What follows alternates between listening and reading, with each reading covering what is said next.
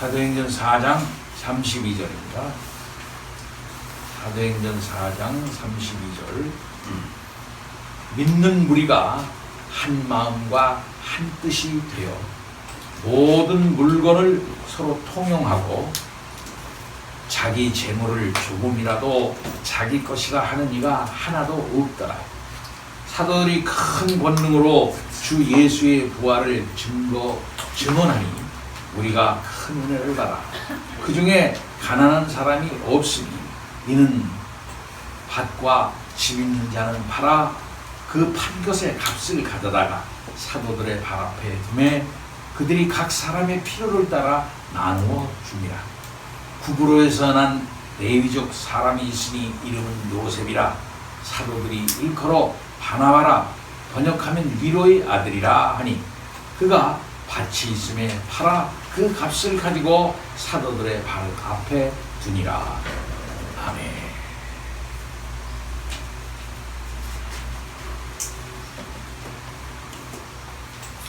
초대교회의 모습을 다시 한번 얘기해주고 있습니다. 2장 42절로 49절에도 비슷한 얘기가 나오고 있습니다. 다시 한번 그 얘기를 하고 있는 것입니다. 그러니까 아름다운 교회의 모습이 한 번으로 그치지 않고 중단되지 않고 계속되고 있었다 하는 사실을 우리들에게 말해주고 있습니다. 사도들의 사역을 통해서 복음이 예루살렘 전역에 확산이 되었습니다. 교회는 큰 은혜를 받아 부흥했습니다. 그리고 신자들이 하나가 되어서 물건을 통용하는 일이 일어났습니다. 그야말로 아름다운 모습이라 아니할 수 없습니다. 먼저 32절 보면은 그들이 한 마음과 한 뜻이 되었다 그렇게 말하고 있습니다. 한 마음과 한 뜻. 보통 강조할 때 똑같은 의미의 말을 다르게 두 번 반복을 하지요. 이것은 강조라 말할 수가 있겠습니다. 그래서 한 마음은 무슨 뜻이며 한 뜻은 무슨 뜻이냐 할 때 굳이 그 뜻을 구분해서 나누어 가지고 얘기할 필요는 없으리라 이렇게 생각이 되어집니다.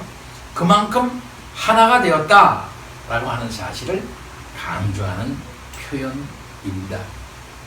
신자들은 24절에도 한 마음으로 기도하였다 그렇게 말씀하고 있죠. 한 마음으로 기도한 결과 그들이 한 뜻이 되었다, 한 마음이 되었다 이렇게 말할 수 있을 것입니다.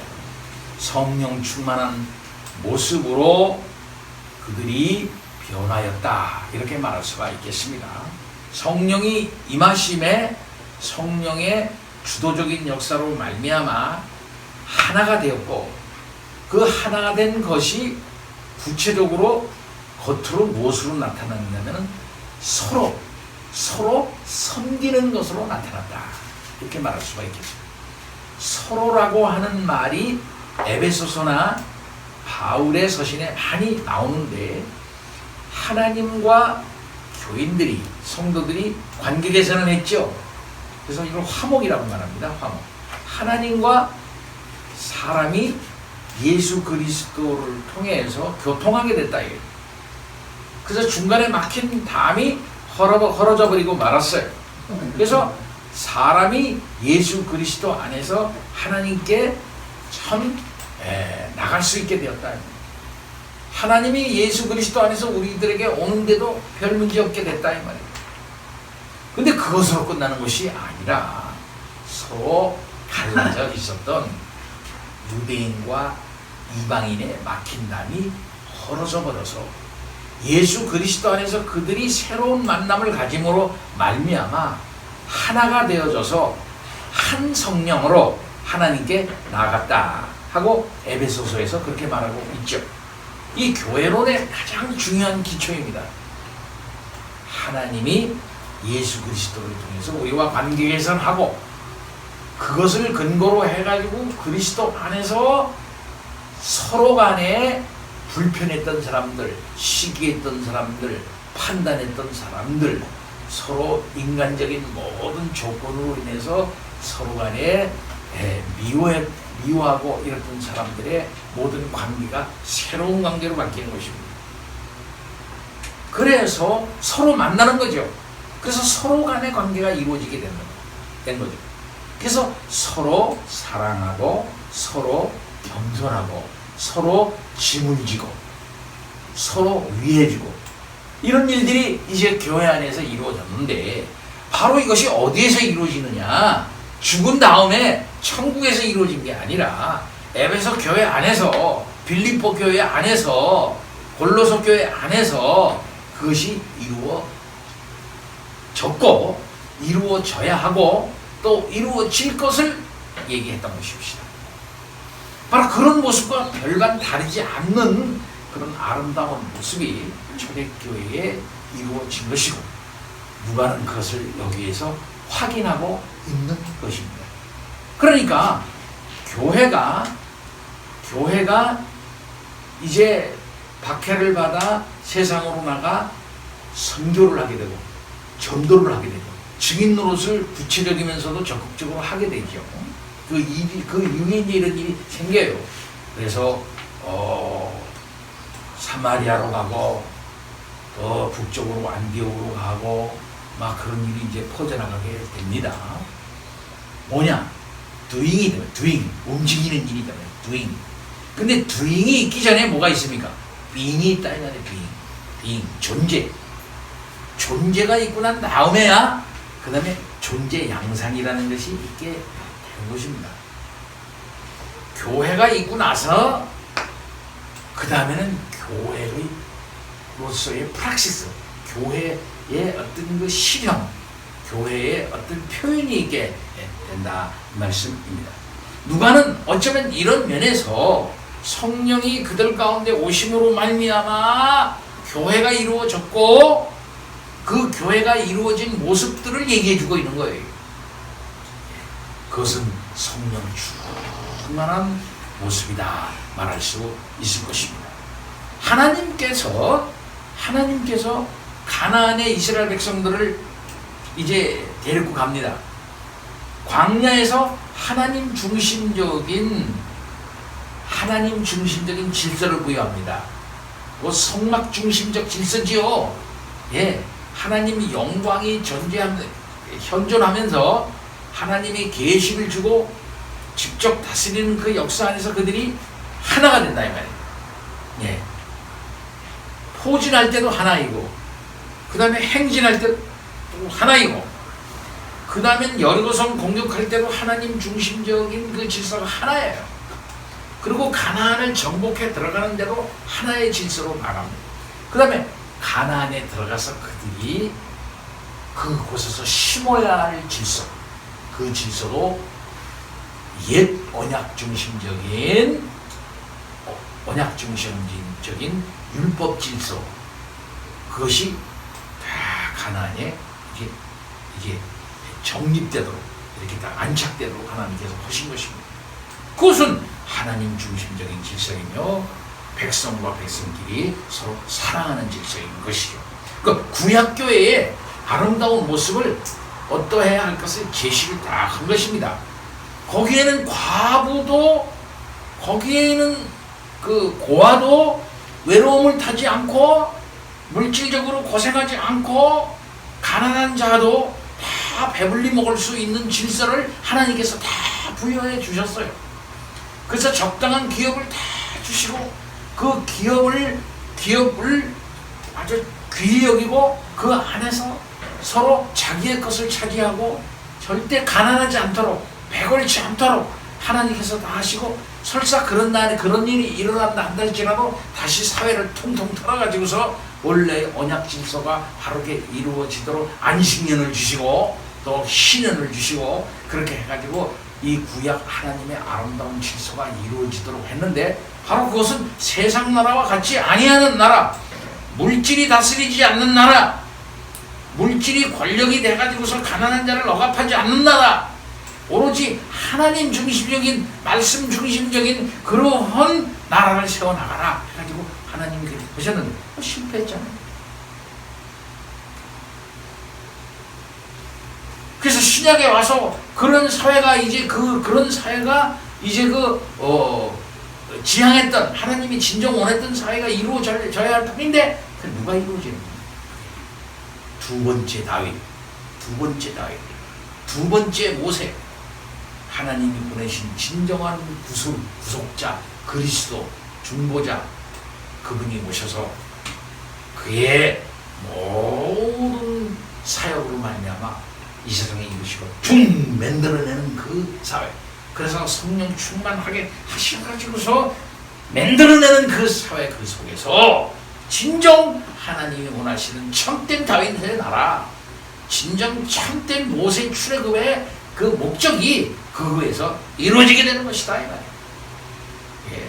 그래서 진정한 권세가 거기에서 이제 이루어지게 되고, 물질에 의해서 소외 현상이 없어지게 되고, 그래서 거기에서 진정한 자유와 진정한 평화를 누리게 되는 그런 사회가 하나님께서 그리스도 안에서 만들어내는 거죠.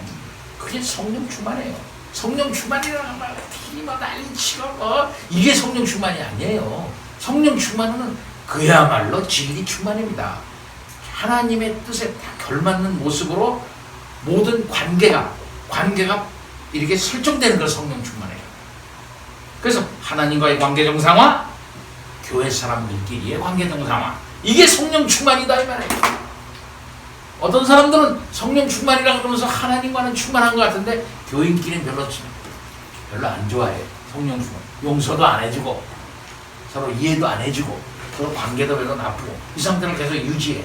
성령 충만 아니에요 그거는. 그래서 한 마음과 한 뜻이 중요한 거예요. 그래서 가나안에 하나님이 원하셨던 것은 너희들이 들어가서 한 마음과 한 뜻대라. 한 마음과 한 뜻대라. 이거였는데 그게 안 이루어지지 않았어요. 그래서 거기서 서로 섬겨라. 섬기지 못했지 않았어요. 그 아름다운 모습들이 구체적으로 뭐로 나타나느냐 하면은 한 마음과 한 뜻된 것이 서로 관계에 섬기는 모습으로 나타나는데, 그것이 뭐냐면은 신자들이 서로 모든 물건을 서로 통용하고 자기 재물을 조금이라도 자기 것이라고 하는 자가 없는 모습으로 그것이 나타납니다. 그들 중에는 부자도 있었습니다. 가난한 자도 있었습니다. 부자들이 가난한 자를 위하여 물질을 기부한 예는 그때 그렇게 흔하지 않았습니다. 당시 빈부의 차이는 어쩔 수 없는 필연적인 것이었다고 다 이렇게 체념했어요. 저 사람 부자, 저 복 받은 사람이야. 저 사람은 가문이 그거 다 그런 가문이가 부자고. 우리는 가난해. 그건 어쩔 수 없어. 체념했다. 이건 사회 제도 자체였고, 그건 당연한 것으로 여겼다. 이 말씀이지요. 예. 그래서 그것을 근본적으로 깨려고 하지도 않았고, 이 부자들이 말이죠. 무슨 사회적인 책임 의식을 가지고 가난한 자들을 말이야 없애고 이렇게 하는데 그게 적극적이고 않았던 것을 알 수가 있습니다. 그러나 성령과 복음으로 그들이 변화되자 그 사회의 통념처럼 되어져 있었던 변하지 아니하는 물질 중심적인 이 개념이 깨져버립니다. 놀라운 일이죠. 누가는 여기서 진정한 하나됨을 뭘로 표현하고 있습니까? 서로 섬겼다, 하나가 됐다. 그러는데 서로는 자기 것은 다 자기 것으로 알고 자기 재물은 다 자기 것으로 알고 그런 가운데 하나 됐어. 이런 게 아니고 그 하나됨을 물질의 공유로 표현했다. 그러니까 물질의 공유하는 모습을 통해서 그들의 마음에 하나가 되었다 하는 사실을 이제 표현하고 있는 거죠. 그러니까 물질에 대한 태도의 변화, 물질을 인식하는 그 인식의 변화가 왔다는 거예요. 놀라운 거예요. 예수를 믿으니 성령 충만하니 또 오순절 성령 강림이 그들에게 있으니 그들이 전에 가지고 있던 물질에 대한 가치 인식의 그 태도가 있을 거 아니야. 그게 변해버렸다 이거야. 그게 뭡니까? 그것은 내 거야 내 거. 소유의식, 이기적인 소유의식. 내 거니까 터치, 다른 사람 만지지 마. 내 거니까 나만 써야 되겠어 하는 거야. 그리고 이것은 내 거일 뿐만 아니라 내 자식 거, 우리 가족 거야. 그러니까 내 가족이 쓰는 거는 괜찮지만 남은 거 건드리면 안 돼. 여러분, 그러니까 물질의 소유욕이 가족의 이기주의와 어울려 가지고서 그 가족 그걸 그 가족 의식 그걸로 꽉 차있던 것입니다. 근데 교회가 됐으니 성령 충만했더니 이 가족 이 물질의 어떤 가족 중심적인 소유적 소유적 이기주의가 이게 바뀐 거라는 거예요. 그러니까 그건 뭐냐면 그들이 진짜 가족이다. 우리는 진짜 가족이다. 내가 가진 건 네가 써도 돼. 아들아, 아니 가자. 그동안 애끼던 뭐 이런 말 저런 말 애기가 하나가 돼. 제가 그런 마음이더라니까. 제가 그렇게 좋아하고 모았던 좋은 책들을 우리가 핵심적인 책들 공책 많거든요. 어떤 면에는 우리한테 쓱 다운지 가져갈게요. 하나 안 아까워. 이상해. 그 이상한 마음. 근데 한 권만 가지가 아니라 이만큼 가져가. 네. 그리고 또 갖다 보면 또 아버지 이 책 가져가겠습니다. 하나. 그러나 어느 날 갑자기 우리 후배 목사가 와가지고 목사님이 가져가겠습니다. 네. 안 돼. 그런 거예요. 아들놈이 가져간다니까. 좋아. 오히려 좋아. 이거예요. 우리 제이가 말이야. 아빠 가지고 있는 건 내가 좀 쓰겠어. 그래 제이가 써서 하고 기쁘게 줄 거 아니겠어요?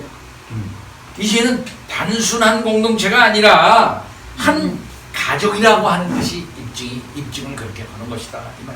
우리는 예수 안에서 한 가족이다. 예수 안에서 우리는 서로 이 차별이 없다. 이걸. 그래서 예수 안에서 복음의 능력은 예수 안에서 세상의 제도나 이제 그 체계와 그 질서가 바뀌는 거예요.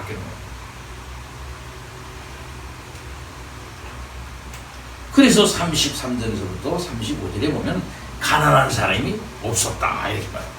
사도들이 큰 권능으로 주 예수의 부활을 증언을 했고 무리가 그것으로 큰 은혜를 받았어요. 네. 이 말씀은 교회 안에 사도들의 말씀, 복음의 말씀이 정말 활화산처럼 그들에게 전해지고 성령의 충만함이 그로 말미암아 강하게 이루어지고 있는 것을 말하고 있는 것입니다. 그러니까 복음 증거를 외부로 하기 전에 교회 자체 안에 하나님의 말씀, 성령의 놀라운 역사가 아주 충만하게 하고 있는 가운데에 그렇고 내부는 또 그들 관계가 그것으로 말미암아 현상이 가난한 사람이 없어지는 현상이 발생한 거예요. 신자들이 서로의 물건을 나누자 그들 가운데 가난한 사람이 없어졌습니다. 이것은 성경의 성취예요. 신명기 15장 4절에 얘기하고 있지 않습니까? 사실 신명기에 다 얘기하고 있거든요. 그 이후의 역사를. 신명기 15장 4절 보면 이렇게 말합니다. 네가 만일 네 하나님 여호와의 말씀만 듣고 내가 오늘 네게 내리는 그 명령을 다 지켜 행하면 네 하나님 여호와께서 네게 기업으로 주신 땅에서 네가 반드시 복을 받으리니 너희 중에 가난한 자가 없으리라. 가난한 자가 없어져요. 하나님의 말씀을 그대로 믿고 따르면. 그런 사회를 하나님께서 가나안에 원하셨던 거예요. 그러나 그들은 그 말씀을 실패했죠. 결국 이 말씀이 이루어지는 것은 예수 그리스도 안에서 이루어지는 것입니다. 복음 전파가 됐습니다. 성령의 역사가 그들 가운데 임했습니다. 이렇게 되자 너희 중에 가난한 자가 없으리라 하는 이 어려운 말씀이 그들 가운데 이루어지게 됐던 것입니다. 이로써 진정한 의미의 서로 사랑, 이것이 물질적인 통용으로 나타나면서 하나님이 원하시는 그런 아름다운 세계를 열게 되었다라는 것입니다. 성령 충만의 결과 하나가 됐고 서로 섬겼고 드디어 가난으로 인한 고통과 소외가 이제 극복되어지는 그런 모습들을 그들은 체험을 했던 것입니다. 교회 안에서. 그래서 이기적 소유 의식을 이제 복음 안에서 극복하는 거예요. 그래서 물질로 인한 불편, 물질 때문에 얼마나 불편해. 가난은 뭐냐? 많은 사람들이 얘기해요. 가난은 불편한 것뿐이다. 가난은 좀 불편해. 근데 그건 뭐냐? 물질로 인한 불편이야. 그 물질로 인해서 아주 불편해. 제가 그 친구 천안교회 사경회를 초청을 받아가지고 가서 일주간 초청을 하고 뉴욕에 있는 그 교회 우리 신앙 친구들 교회를 방문을 하게 됐어요. 다들 큰 교회를 다 열심히 하고 있다. 그래서 정관호 목사 만나교회에 가서 설교를 하고 그 교회 사택에 가서 자게 됐어요. 예. 그러고서 이제 그분이 아침에 일어나자 뉴욕 롱아일랜드가 옛날에 그 부자들만 사는데요. 롱아일랜드의 대저택, 옛날에 있는 대저택을 구경을 가자는 거야.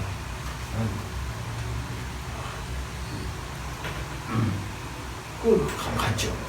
근데 오래된 저택이고 이제 지금은 사람은 살지 않고 박물관처럼 만들어 놓은 관광객 받는데 그 옛날에 화장실을 구경하는데 그 옛날에 화장실이 그렇게 좋아. 부자 화장실. 응? 와. 그 옛날에 화장실이 이렇게 좋게 만들어 놨나. 놈들이. 화장실을 기가 막히게 만들어놨더라고. 우리나라 옛날에 하면 그 당시에는 가만 이게 열면서 동그란 항아리 박아놓고서 중간에 나무 하나 넣어서 푸세식을 거기서 용별로 그때인데 말이죠. 그런 만들어 그렇게 부자들이 그렇게 잘해놓고서 화장실을 썼더라고요. 지금.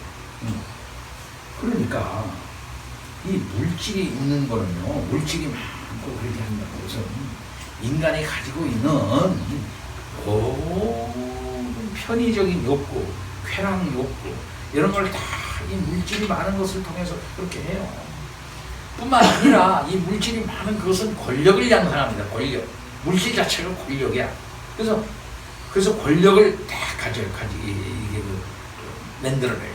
그래서 물질 없는 사람은 그 물질 많은 사람에게 그 권력에 항상 예속하게 되는 거예요. 노예제가 발생돼요. 사람과 권력에 사람이 인격의 노예가 돼버려서 자유를 이제 억압을 하고 이런 현상이 있는 거예요. 거기서 착취가 일어나고 소외 현상이 일어나고 인격을 말살하고 말이죠. 이런 현상이 일어나게 되는 게 물질이에요. 그런데 성령께서 임하게 되자 물질관이 일어나고 소유의식이 바뀌게 되고 가난한 자를 없애고 말이죠. 이렇게 돼요. 예수 안에서 물질관이 바뀐 게 아니라 어떤 면에서 예수 안에 인간관이 바뀐 거예요. 예. 그러니까 우리를 결정하는 것이 물질이 아니다라고 하는 뚜렷한 의식이 생긴 거예요. 우리를 결정하는 것은 예수다 말이야. 예수 안에 새로운 존재다. 물질은 소유제가 아니라 공공재다. 이것이 나눌 때 우리는 더욱더 행복해지고 의미로워진다. 우리는 마지막 날 하나님께서 이제 드러내실 새로운 공동체다. 종말론적 공동체다. 새로운 모습을 여기에서 체험하고 그러고 난 다음에 마지막 날 우리 주님 이 땅에 오시면 이루실 거룩한 날 새하늘과 새 땅을 그런 가운데서 바라보는 것이다. 그 굉장히 예언적인 의미가 있죠.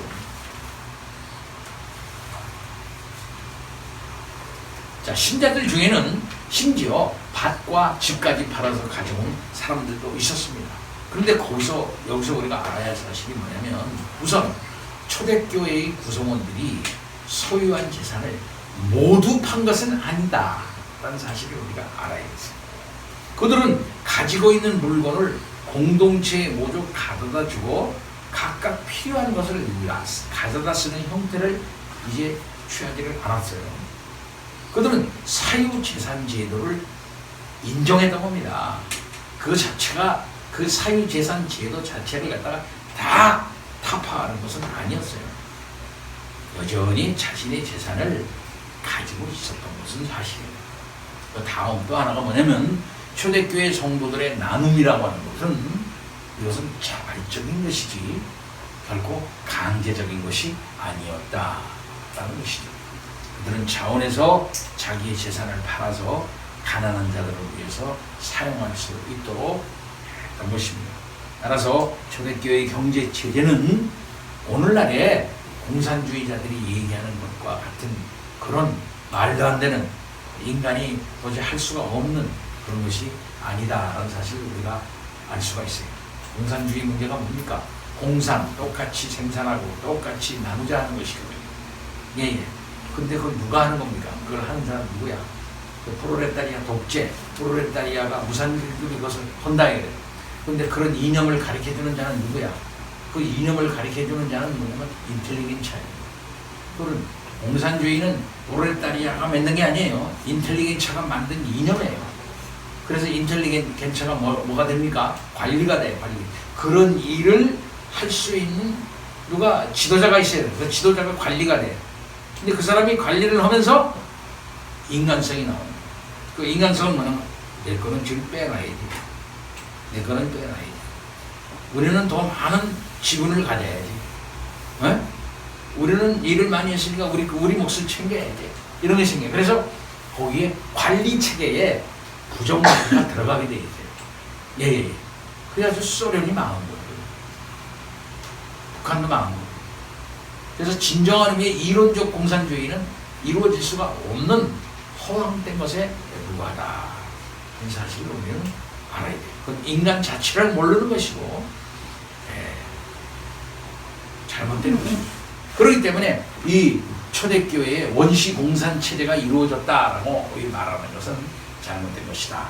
라는 사실을 우리는 알아야겠습니다.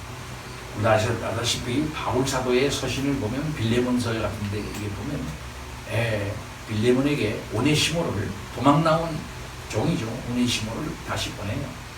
다시 보내면서 이는 이제 예수 안에서 변화됐으니까 너 용서하라 받아라 이렇게 말합니다. 그러면서 그는 당시 고대의 경제 제도 체제였던 노예 제도를 혁파하는 게 아닙니다. 노예 제도가 잘못됐다. 빌레몬아 이 사람 자유를 줘라. 노예 제도를 네가 가지고 있는 재산 다 털어가지고서는 이 종들을 다 저거를 해주고 다 자유인으로 만들어라 빌레몬아 이렇게 얘기하고 있지는 않은 그 당시 체제를 노예 제도 체제 안에서 복음적인 변화를 꿰나가고 있는 것을 볼 수가 있는 것입니다. 그래서 바울 사도의 모든 글을 봐도 종들아 이렇게 말하죠. 종들아 주인들아 이렇게 말하죠. 그래서 종들아 너희들이 그저 일 잘해라. 주인들아 저기 하지 말고 그리고 주인들아 너희들이 인격적으로 그들을 갖다가 저기 하지 말아라 이렇게 얘기하고 있지 않습니까? 자 그만큼 얘기하고 신자들은 돈을 사도들의 발 앞에 두어요. 이 표현은 무슨 표현입니까? 이게 3번이나 나와 사도행전에. 그런데 이 말은 뭐냐면은 구약적 표현이에요. 구약을 알아야 신앙하는데요. 구약적 표현인데 이건 뭐냐면은 순종과 의탁의 표현입니다. 순종과 의탁. 자 이것은 뭐냐면 사도들에게 재산 사용 권한을 이제 의탁을 하는 거예요. 그리고 그렇게 사도들이 할 때 순종하겠습니다. 이렇게 말하는 것이요. 그러니까 사도들에게 재산 사용 권한을 양도한다 이런 뜻입니다. 신자들은 사도들의 권위를 절대적으로 인정하고 사도들에게 복종을 했습니다. 물질 사용이라는 민감한 문제에 있어서도 마찬가지였다는 것입니다. 어떤 사람은 구제하면서 자기가 구제해. 자기가 너 가지고 그럴 때 그 사람한테 그 사람이 구제를 받으니까 아이 고맙습니다. 그 사람의 좋은 일을 해서 그 사람에게 그 사람을 높여. 그 사람 그럼 그걸 보면서 자기는 거기서 기뻐하고 즐거워요. 네. 나는 로타리 클럽이나 라이언스 클럽이 내세우는 그런 그 구호를 별로 좋아하지 않습니다. 그럼 동네 우리는 봉사한다. 그렇게 크게 돌에다가 크게 돈 들여가지고 크게 해서 우리는 봉사한다. 로타리 클럽, 라이언스 클럽, 봉사. 봉사한다는 건 광고를 해요. 인간을 높이는 거예요. 의를 내세우는 거예요. 그러니까 신자들이 자기의 권위를 포기하고 사도들의 발 앞에 둠으로써 하나님의 뜻과 그 경륜에 복종하는 거예요. 사도들의 권위를 절대적으로 인정하고 복종하는 거예요. 물질이라고 하는 이 문제에 대하여 나는 전혀 내 소유와 그 기여한 것에 대한 그 나름대로의 저기를 행사할 수 있는 권위를 난 행사하지 않겠습니다. 하나님의 뜻과 경륜에 맡깁니다. 그래서 사도들은 신자들이 바친 재산을 각 사람의 필요에 따라 적절하게 나누어 주는 일을 했던 거예요. 그래서 사도들은 처음에 말씀 전하는 일과 함께 신자들이 바친 돈을 가난한 자들에게 배분해주고 구제하는 일까지 다 했어요. 굉장히 많은 일이죠. 이게 당시 우리 교회 요즘 교회처럼 한두 명 몇몇 이게 아니고요. 굉장히 많잖아요, 숫자가. 그러니까 많은 재산이 들어왔을 것이고 많은 그 사람들이 구제 대상이었을 것이다 이 말이에요. 그 일을 사도들이 몇몇 안 된다는 사도들이 다 했으니까 일이 넘치니까 안 돼, 이거 너무 많네, 일이 많아. 그러니까 그것을 가지고서 해결하기 위해서 6장에 가면은 집사님들을 세워서 그 구제 일을 하게 하는 거예요. 그러니까 오늘날 교회의 집사는 이렇게 해서 생깁니다. 그러니까 진정한 의미의 집사는 뭡니까? 네? 구제하는 일, 교회에 물질적으로 좀 이런 일, 그 일을 하는 게 집사 일이에요. 다른 게 아니에요. 그래서 스코틀랜드에는 교회마다 집사는 몇 명 안 돼. 장로가 많아요. 장로가 20명이면 집사는 5명. 가면 깜짝 놀라요. 아니, 이상해, 집사님. 뭐 구제할 때서 이렇게 많지 않은데 뭐 일거리가 많지 않은데 무슨 뭐 집사가 많은 이유가 뭐 있냐, 야. 일거리가 많지 않은데. 그죠? 일거리가 있어야 집사가 있는 거예요. 근데 장로님들은 일거리가 많지. 왜 그러냐면 교회의 모든 성도들을 총찰을 해야 되니까. 영적 총찰을 해야 되니까. 그 사람이 정말 설교를 잘 듣나, 예배를 참 참석 못하는데 왜 예배 참석해라고 왜 저러지? 교회에서 하는 일의 참여도가 왜 저래요? 하나님의 말씀을 실천하는데 왜 저러지? 이런 거를 다 장로님들이 한 사람 한 사람 총찰을 하는 거예요. 이렇게. 그걸 영적 총찰이라고 해요. 그래서 그 사람을 개인적으로 만나서 왜 그러시죠? 물어보고 뭐 이런데 다 장로님은 그걸 갖다 취합을 해가지고 목사한테 보고를 하는 거예요. 당회에서. 그 당회는 뭐 하느냐? 그런 회의하는 거야. 저 사람이 보통은 좀 이렇게 합시다. 이게 장 당회하는 일이에요. 이게. 근데 맨날 무슨 돈 얘기만 하는 게 장. 이건 누가 하느냐? 집사님들이 해야 돼, 다. 집사님들이. 이게 잘못된 거예요, 이거. 그러니까 한날 앉아가지고서 교회에서 당회 앉아가지고 돈 얘기만 하다가 거기서 뻐그러지는 거예요. 그리고 집사님들은 할 일이 없으니까 많이 뽑아놓고서 우리는 뭐야, 일은 다 장로들이 복종하고 앉았고 말이야. 교회 할 일이 무지 많은데 집사님이 어느 아이가 등록금을 못 내대는데 어떡하면 좋지? 어느 집사가 직장에서 그만둬야 되는데 부인은 할 일은 없고 어디 가서 뭘 하는지, 직장에서 식당에 가서 지금 청소를 한다는데 어떡하면 좋을까? 집사님들이 오늘 살펴서 어떡하면 좋지? 이런 걸 의논하는 게 집사다, 이말.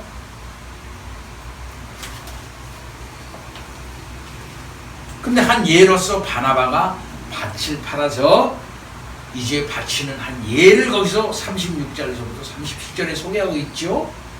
바나바가 밭을 팔았다.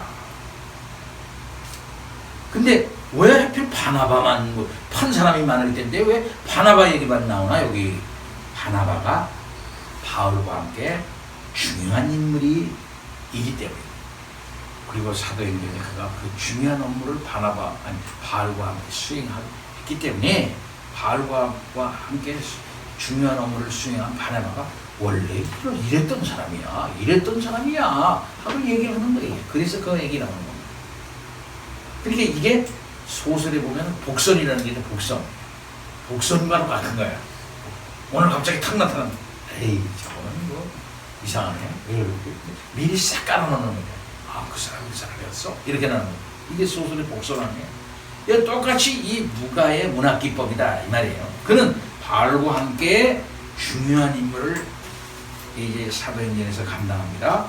안디옥 교회의 중요한 지도자였고 마가 요한이 그의 사촌이었어요. 상세히 바나바의 이 얘기를 했는데, 그는 구브로 출신이죠. 지금의 사이프러스예요. 레위족이었습니다. 원래 이름은 요셉이었어요. 근데 사도들은 그를 바나바라 이름을 붙여줬어요. 별명이죠. 예, 별명을 비워준 것은 중요한 의미를 가져요.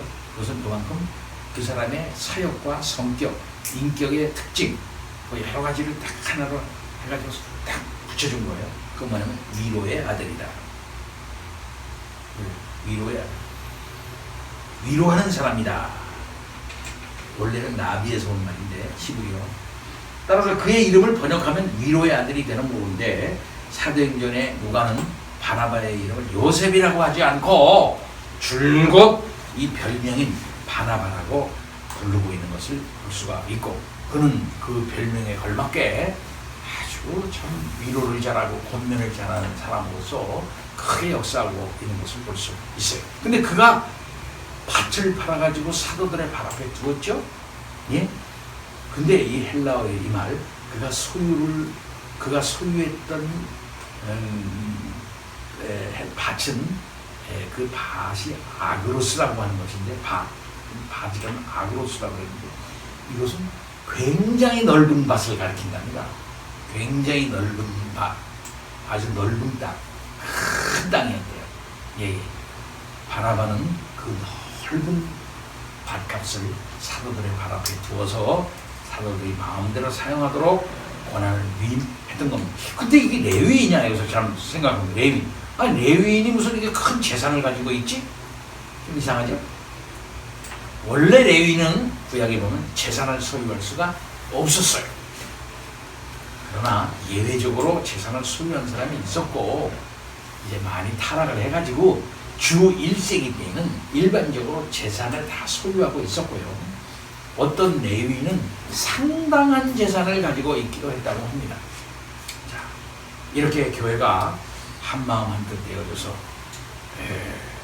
기도하고 한마음 한뜻 되어져서 그야말로 아름다운 관계를 이루어지게 되었다. 그래서 교회 내에 가난한 사람들이 소외 속에서 고통하지 않고 성령 충만한 가운데 그들이 교회의 아름다움, 서로 섬김의 아름다움을 체험하는 그런 일들이 교회 안에 있었던 것입니다. 자, 그런 점에서 교회는 항상 교회 내에 있는 가난한 사람, 첫째, 교회 내에 있는 가난한 사람들에 대해서 면밀하게 살펴야 돼요. 그것도 아니고 면밀하게 근실하게 교회 내에 있는 가난한 자들을 관심을 둬야 돼요. 그 사람이 좀 밥을 먹나, 애들 등록금을 지금 주고 있나, 병원비가 혹시 없는 거 아닌가, 저 사람이 혹시 그게 아닌가, 참 면밀하게 살펴야 돼요. 그래야 지혜롭게 도와야 돼요. 지혜롭게 도와야 돼요. 네, 지혜롭게 도와야 돼요. 그리고 도움을 받는 사람도 기쁨과 사랑과 은혜로 받아야 돼요. 뿐만 아니라 이제 이 가난 극복은 말이죠, 굉장히 중요한 사회적인 문제입니다. 물질이 사회를 지금 그야말로 지배하고 있죠. 물질적 세상이에요. 이 세속 세상에는 것입니다. 근데 복음은 물질관을 변화시키지 않았어요. 그래서 교회 안에는 이 물질관이 변화되어진 정신과 그 관계 속에서 관계로 형성된 사람들이 모인 게 교회다, 이렇게 볼 수가 있겠다 이 말입니다. 그러면은 사회에서 사람들이 물질의 소외현상, 물질의 소외와 물질 때문에 고통받은 사람들이 교회를 저 사람들은 이 더러운 물질 이것 때문에 고통 안 받는 사람이다 하고 그런 차원에서도 바라봐야 된다. 그리고 또 그런 모습을 교회가 보여줘야 된다. 그리고 또 사회가 그런 물질 때문에 고통받고 하는 이런 사회 아닙니까? 그러니까 이 사회의 이 모든 이 제도를 만드는 일, 사회 정책을 만드는 일, 이런 가난 극복을 위한 사회적인 이런 모든 일들에 대해서 교회가 관심을 가지고 해야 돼. 당신은 왜 정치를 하려고? 당신은 왜 정치를 하려고? 그러면 믿는 사람은 저는 예수 믿는 사람으로서 이 세상에 특히 우리나라에 그렇지 가난을 좀 극복해보고 이 불평등의 문제, 이 양극화의 문제를 쭉 해소해 보려고 제가 출사표를 내민 겁니다. 이런 맛이 있어야 되는데 자기 이름 내려고 하는 거 아니지 않습니까?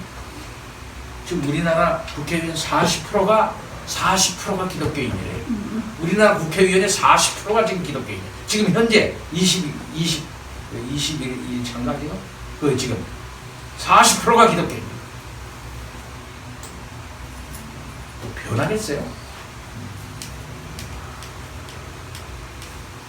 국민들이 사회 개혁, 제도 개혁, 그다음에 사회의 가난 극복, 불평등, 양극화의 문제에 심각한 관심을 가지고 노력하고 그렇게 해야 하는 것입니다.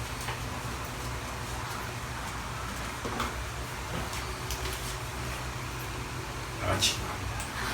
하나님 아버지 찬양과 영광을 불쌍히 여겨 주옵소서. 이 돈의 문제, 물질의 문제가 인간을 이토록 고통스럽게 했고 타락 이후 지금까지 그 고통과 아픔은 계속되어지고 어느 곳에서는 너무 많이 먹어서는 안 됩니다. 어느 곳에서는 먹을 게 없어서 아이들에게 줄 물과 우유가 없어서 눈물이 짓고 있고 지금도 30초 만에 3초 만에 한 번씩 아이들이 굶어 죽고 있습니다. 아버지 불쌍히 어찌하면 좋습니다. 교회 내에 우리를 불러 모아 주셨사오니 서로 사랑하여 주셨사오니 이런 면에서 성령 충만함을 드러내는 우리들이 되도록 인도하여 주시기를 원합니다. 함께하여 주옵소서. 예수 그리스도 이름으로 기도하옵나이다. 아멘.